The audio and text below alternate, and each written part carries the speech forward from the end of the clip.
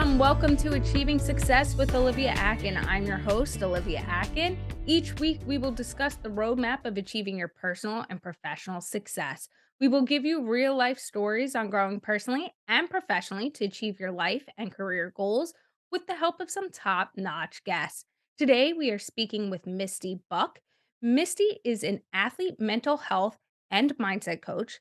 She is a contributor and coach to the Hall of Fame Health, an affiliate of the Pro Football Hall of Fame. Misty is also an international speaker and author. She has published the books Athlete Mental Health Playbook and Athlete Branding Blueprint, which debuted as the #1 new release in sports psychology on Amazon earlier this year. In addition, Misty is also the owner of an award winning digital marketing agency in Miami called Miss Inc. LLC. You can find Misty by going to her website, purposesoulathletics.com, or by emailing her at misty@purposesoulathletics.com. Hello, Misty. It's fantastic having you on the show today. Thank you so much. I'm so excited for this space today. Thank you. Of course. And I'm excited for just the meaningful conversation we're going to have and all of your insight. To start off the show, can you tell me what success means and looks like to Misty Buck?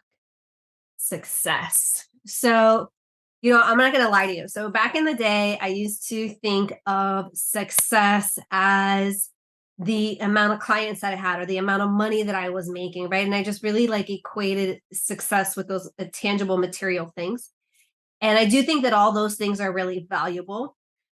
But I also found that in my own journey through mental health and wellness, that really success to me is managing that. It's managing my mental health, my mental wellness, and really approaching each and every day with a level of mental peace and maintaining that. So even if, things kind of get haywire or my emotions come in, learn using my techniques and tools and everything like that, the same stuff that I work with my clients on bringing myself back to that intention of just living with more mental peace in my life. So that to me is really success, just having that overall level of satisfaction and enjoying my life and not be so stressed out chasing things, but rather just embracing and being in the flow of what my life is, whether it's easy or not. So And life, kind of like you just said, can be easy or it can be difficult and it can change throughout the day. So,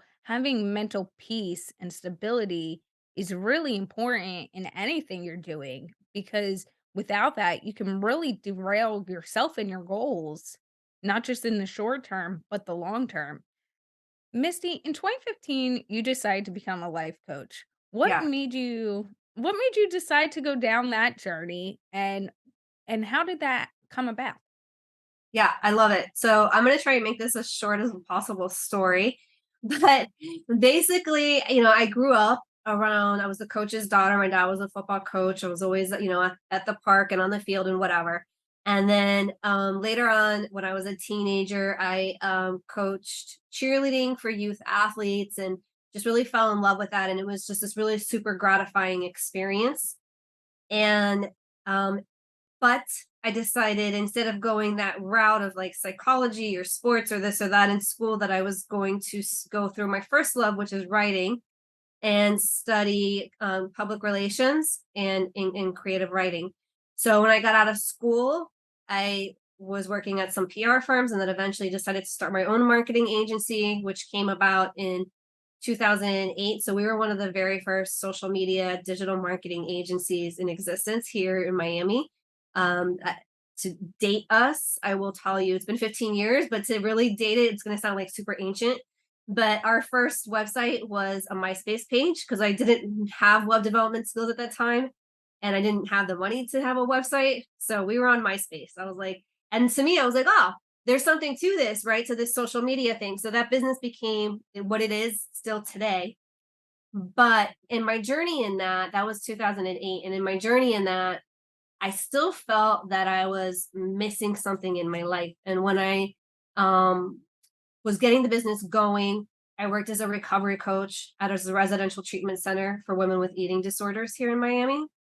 And I loved that one-on-one connection. I loved helping people. I just have always really loved that since going back to when I was a kid. And so when my business went through like a little bit of a rough patch, the marketing business, and I was like, you know what, I'm going to use this as an opportunity to tap into something that I feel like I'm really missing in my life. And that was working with one-on-one people and coaching with them, which I think was more of a passion than I even realized. And so I went and got certified as a life coach and have been on that journey ever since. And I love how you bring up the aspect of, you know, you wanted to become a life coach for different reasons. But once you started taking the steps, you really realized that you were even more passionate than you even knew or thought. And that really helped you grow in knowing what you wanted to do and how you wanted to help people. You specialize and have written books about athletics and mental health Right. and that journey. Why did you decide to focus on athletic mental health? Great question. So again, kind of going back along into my journey is when I was doing all that coaching, I was also a cheerleader at the same time. And so really, but being around my dad's football teams, and my brother is a football player and he played hockey and this and that and whatever, and the cheerleading teams, I was always the kid that was like people would call the super sensitive one, or some might have even labeled me as a drama queen or other things like that. And I think that the thing that's make me a really good coach now is that empathic traits that I possess. But back then, no one used those words. We didn't talk about empathic. We didn't talk about highly sensitive. We didn't talk about any of those things. It just was like constantly being made of fun of, right? So, because in this world of sports and in the time that I grew up in the late 90s, was very like, toughen up, don't be soft. Why are you being so weak? You're such a crybaby.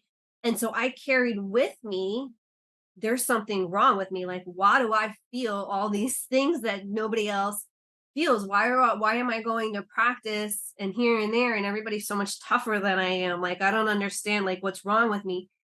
And so fast forward a little bit when I was in high school and I suffered with depression. It was very serious. Excuse me. I wanted to end my life and um was really on that path. And luckily there was a my mom asked me the right question at the right time. And I always say by the grace of God, I opened up to her and it wasn't easy, but I got the right help. But even then it was more stigma. I was like, oh my God, now there's really something wrong with me. I'm on medicine and I'm doing this and I'm doing that. So you take, and then I suffered with anxiety in college without even knowing what that was and having panic attacks. So it's sort of like just all this not being educated on any of these things, not being able to say, look, this is empathic, this is an emotion, you can learn how to manage your emotion instead of being made fun of for those emotions. Here's some tools to help you manage those emotions, right, Misty? So like that, those things weren't happening, just didn't happen. So I had to go on this journey of self-discovery and working with therapists and taking mindfulness courses like I do and everything that I've done to kind of get to this point that I'm at now. And so when I got certified as a life, I say all of that to say, to preface that, when I got certified as a life coach, I was trying to figure out who it is that I wanted to help. So I worked with various coaches and they were like, oh, you should work with this person or you should work with these type of people. And it all sounded great, right? Because I just wanted to help people.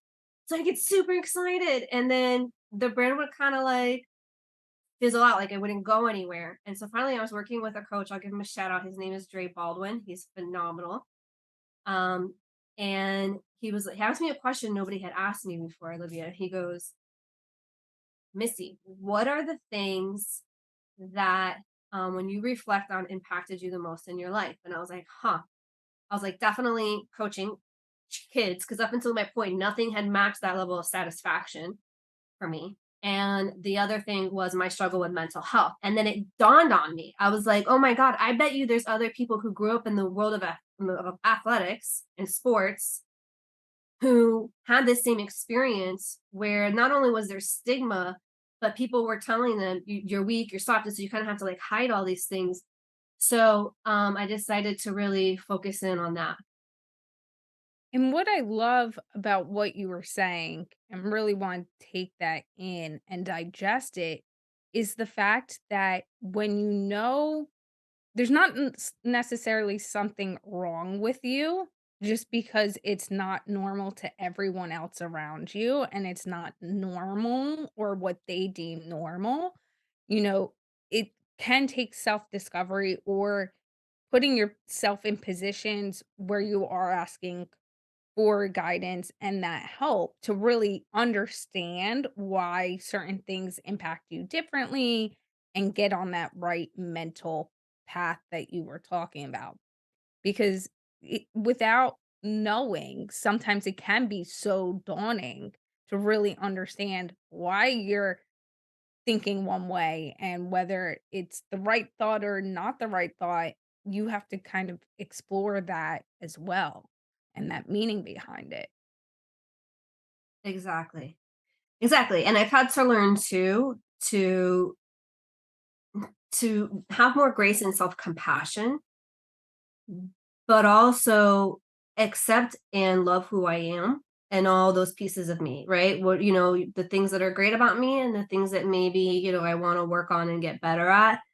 I think that's really, really important is and not like judging myself so harshly and being like, okay, like this is what it is, but also learning not to label emotions as good or bad Mhm. or right or wrong. There's no such thing as a right or wrong emotion, right? So but what I can do is learn to navigate that and not that my emotions don't make me. It's just something that's happening in the moment. And so as I learn about myself more, I learn how to become more self-aware. I've learned, and this is exactly what I work with my clients on. How do you become more self-aware? How do you start to notice?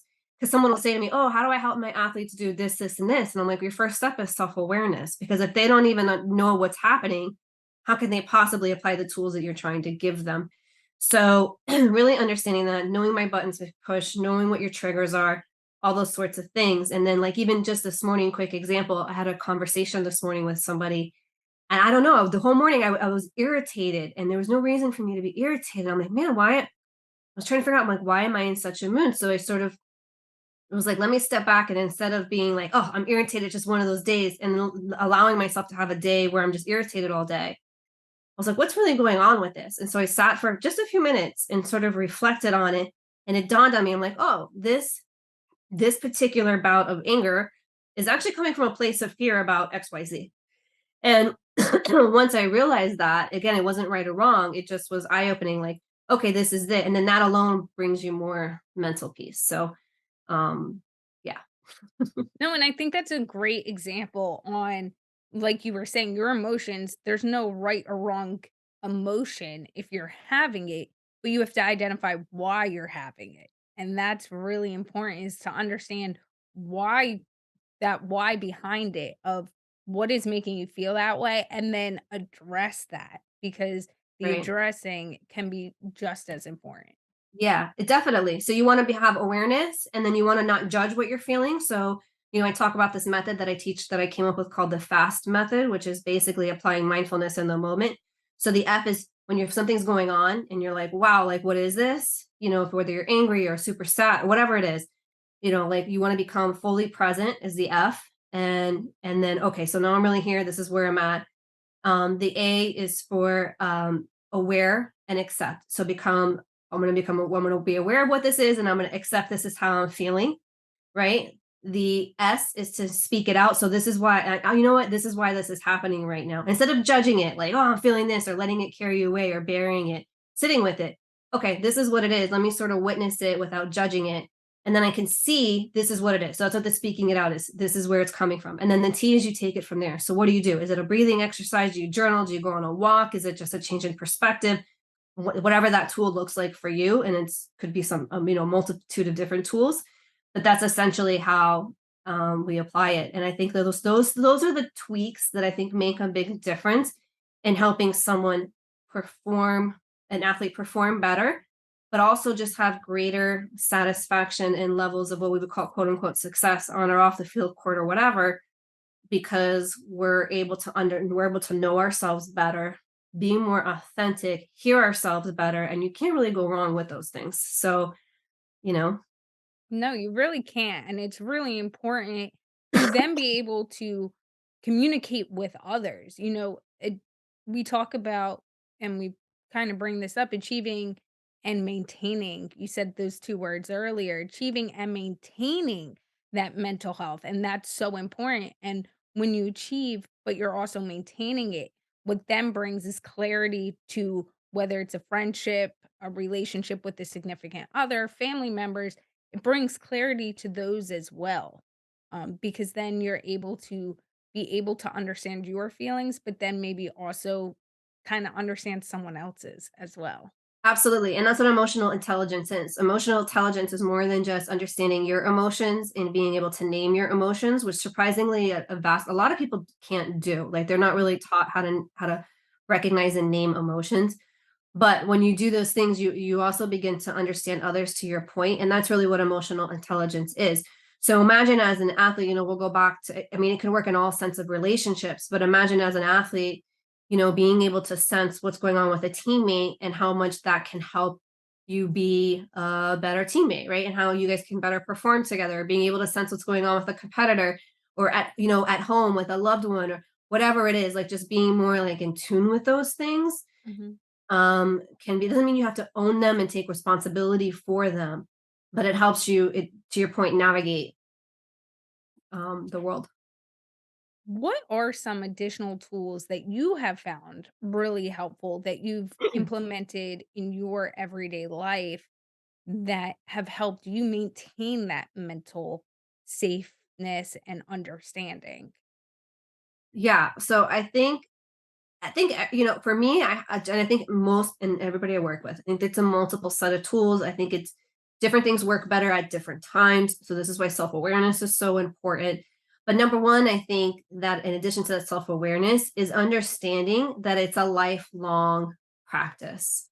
So this is not something that it's like one and done and I can check it off my list and now like, okay, cool, like I'm good forever. Like that's what I thought. So when I was a teenager and I went through the depression, I was like, okay, this is what I used to tell myself, Olivia. I was like, all right, if I can get through this, I was like 17. I'm like, but if I can get through this, I'm gonna be fine. I'm not gonna have any more like my life is gonna be good. Like I'm not gonna battle with this stuff anymore. And that was when I was 17. I'm 42 now, and I'm still learning how to manage my mental health and wellness, right? And I imagine it'll always be that way because we're constantly evolving as Mhm. individuals. And so I think that's the other really important piece is to understand whatever the tools are that they may change, but you're going to change. So that's why it's so important that this mental training that we talk about is a constant process. It's not just only to help you reach one goal and then that's it. Excuse me, to get the most out of it, to become the best complete version of yourself, to continue to excel and continue to higher, climb this mountain and that mountain and that mountain. That happens when you continue to work on your mental health and wellness and your training. And you're going to have high points and you're going to have low points. And sometimes those low points are to teach you, the right way to climb the mountain, that climb like next mountain, right? So like, okay, so the way I was doing this before aren't it wasn't isn't really working, right? Or I thought I had fixed this about myself and here it is rearing its ugly head again. That happens all the time where I'm like, oh yeah, I'm good. And then something comes up again. I thought I already healed this, right? And so but I think understanding that all those things are totally normal. You're human, you're not a robot. So this is stuff that we have to continue to progressively work on. And then you find tools that work for you. Mindfulness is really helpful to me. I meditate every day. It's not like I sit there for hours on end. I mean, it's like 10 minutes in the morning, maybe 10 minutes again later in the day, sometimes a little bit longer, depending on where I'm at. I journal almost every day. So I work out, like that's really big for me. Exercise is huge for me. So I think it just depends on, and then there's other like little things too that I know like for self-care that I'll do. But I think it's really again understanding yourself and knowing that having that grace with yourself. Okay, this is a lifelong process. So if I go through a rough patch, and I need to adjust my tools. It doesn't mean there's something wrong or that I'm screwed up. It just means this is part of the human experience. And I just need to continue to be on that journey. And I think that's really important to understand is the fact that, like you said, you're a human and life is continuing every day. So the journey is going to be changing and shifting every day, and building those tools and knowing you have them is just as important as being able to know when to use them, and then knowing that at some point you've changed and you might have to shift those tools a little Mhm. bit as well. Misty, you work a lot with athletes, and as we said earlier, you work with pro football and the Association of the Hall of Fame and everything like that. And you have a peer group with different alumni athletes, Yeah. professional and current athletes. Why was it important for you to build areas where not just you're having that one-on-one time with your clients, but also where it is a group setting? Yeah, so I love this so much. So one of the things that I am super passionate about is bringing peer groups, more and more peer groups into the world. And the reason that that to me is so important. So the peer group that you're talking about, I run with somebody who I think you know, Marcus Ogden. I think he's Yes. been on your show, you know him. So, uh, so Yeah. we kind of, right? So, we co-moderate this group every Friday, and it's for former pro athletes. It doesn't matter what sport you played. So we have Major League Baseball, we have NFL, we have soccer, we have overseas basketball, right? Like it just is like a mix of sports. And what's so important about that group and other peer groups that we're developing is it gives you a place and a sense of camaraderie and a place of understanding.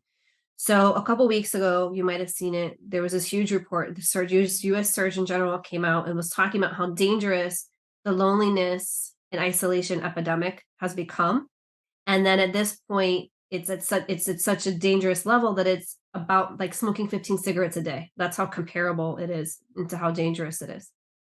And groups like these solve that because now you're in a place where you feel safe, you can be vulnerable, confidentiality is of utmost importance, and you're building relationships with your peers where you can with people that understand you. So I think that's really important. So for example, a lot of times when athletes they retire from sports, they might fall into a depression or this or that. And one of the top reasons that they struggle is this isolation. It's that nobody at home understands their experience. Now that they don't have the locker room, nobody gets them. And so these kind of groups solve that because now you're among your peers and people understand the way that you think. They understand the way you approach life. They understand that, you know, how we go from as athletes being like in a very reactive state to learning how to be more proactive in life, right? So all those things are really, really important. And we get comments all the time. I love this group. You guys are, you know, like so awesome. One of our newest members recently was like, man, I knew this existed before. How come there's not more of this? So it just shows you the need and that people just want to connect with people. You know, people need people. It's that simple. And I 100% agree with that. And we're laughing for some of you who don't know. Um, Misty and I connected not through Marcus, but we joke because Marcus is one of my very best friends. He's also been a guest on this show previously, and I've been a guest on his podcast. So great minds think alike with having Misty in their life, I would say. But the group that she has created with Marcus is unbelievable. Like she's saying, it really creates that pure environment does create the connectivity of knowing you're not alone and being able to talk to people about similar experiences. Like Misty said, you have athletes, pro athletes from all over in different professional settings that have common experiences and can talk about those. You know, working in professional sports myself for many years, I understand that once you leave it, or even while you're in it, it's so small and tight knit. It is such a community of understanding. Like, no one really understands what it's like in this fishbowl environment unless you're in it or you've experienced it. And when you try to talk to someone else about it who's has that distance and doesn't understand it, it can be difficult. So having peer groups, whether it's being in professional sports or veteran peer groups from the military, or you were in a trauma and you have a peer group about that, those connectivity abilities for someone else to sit there and say, yes, and this is what I'm doing, or yeah, I was there and this is my story, and knowing you're not alone can be so important to be able to put that mental stability into place for yourself, to know, like you said, Misty, earlier, that you're not there's nothing wrong with you. It's just an experience you had. Yeah, 100%. And that validation, again, I go back to everything that I do is wanting to be a resource that I needed when I was growing up and even as an adult. And so, going back to that, just if there was, even for teens, like if there was a group for like teens who were struggling with whatever it was, then maybe I wouldn't have felt so like I was crazy. And maybe I wouldn't have felt like there was something so wrong with me because, oh, okay, like now I'm here with a group of other people and I'm not the only one that feels this way, right? But yet we all are here for a common goal, and that is to become better. So how do we do that? We help each other, and through that, we understand each other, and through that, we continue to grow. And again, knowing that it's a confidential, safe space allows people to be vulnerable and have those open up more. So yeah, super passionate about bringing more of those out into the world. I want to bring up something else you just said a few times in your answer, and I think it's really important to understand and dive into a little bit, is the word safe space and the Mm, importance of knowing you're in a safe environment to kind of go through those emotions, whether it is a peer group, whether it's with a friend, whether whoever it might be. A safe place for not just you, but to know the other person knows your safe space is very important. How do you make people make sure they feel that safe space, and what can other people do to make their friends or family know that they're a safe person to be able to talk to and communicate about things? yeah, love this so much. So thank you for asking this because I think that this is really a point that can help people. We talk a lot about the mental health crisis, and I think this is something, the safe spaces, obviously you can't, you can't make everybody say what's on their mind, but the more safe they feel, the more likely it is that they will. So, and personally for me, when I'm working with in peer groups or one-on-one with clients, or even in workshops, the first thing that I'll do is I'll lead with my vulnerability. So this is why I talk about my story, not because it's like an easy thing for me to say, and not because it's just like a hook. And it's like, no, like this is what I come with. Like this is my journey. This is the stuff I've been through. This is real. This is raw. This is whatever. And because I feel like I do that, it gives other people the opportunity to be like, oh, okay, like maybe I can let my guard down a little bit and have this conversation with her because she's not perfect either, or whatever goes through their mind. So that's one of the ways that I approach it.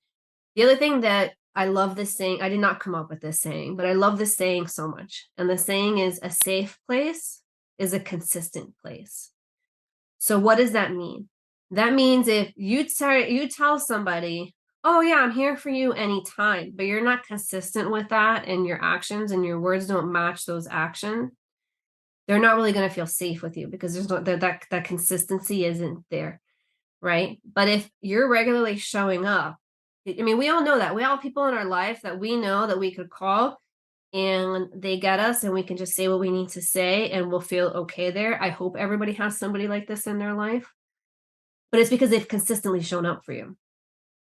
So, again, and I was talking to a coach last week. He's like, how do I build this with my athletes?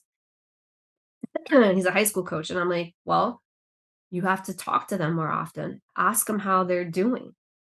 Mhm. It's really as simple as that, like just paying attention, like even if it's during warm-ups, whatever it is. Hey, so and so, how are things going? You doing okay? Okay. And maybe they don't open up to you the first couple times, but you start asking somebody enough, and they're gonna realize this person actually cares about me. And I think there's a higher probability that when there is a problem, they will come to you because they're gonna feel that you care and you've built that consistent safe space. And I think that's so important in what you said with the consistency and vulnerability. Both can be just as they're equally as important.